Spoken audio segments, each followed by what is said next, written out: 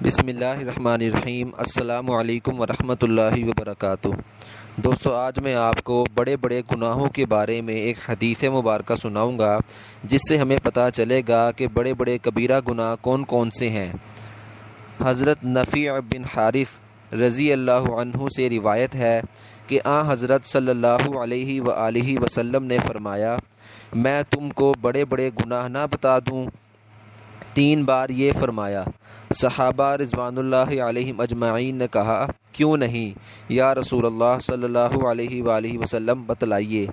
آپ صلی اللہ علیہ وآلہ وسلم نے فرمایا، اللہ کے ساتھ شرک کرنا اور ماں باپ کی نافرمانی کرنا۔ آپ صلی اللہ علیہ وآلہ وسلم تکیہ لگائے بیٹھے تھے، تکیہ سے الگ ہو گئے، فرمایا اور جھوٹ بولنا۔ سن رکھو، بار بار یہی فرماتے رہے، یہاں تک کہ ہم دل میں کہنے لگے، کاش آپ صلی اللہ علیہ وآلہ وسلم چپ ہو جاتے۔ بخاری شریف کی روایت ہے۔ دوستو، ہمیں پتہ چلا کہ اللہ کے ساتھ شرک کرنا بہت بڑا گناہ ہے۔ اس کے ساتھ ساتھ ماں باپ کی نافرمانی کرنا اور جھوٹ بولنا کبیرہ گناہوں میں سے ہے۔ دوستو، ہم نے ہر قسم کے شرک سے ہم نے بچنا ہے، ماں باپ کی نافرمانی سے بچنا ہے، ماں باپ کی ہم نے فرما برداری کرنی ہے، اور ہم نے جھوٹ سے بچنا ہے۔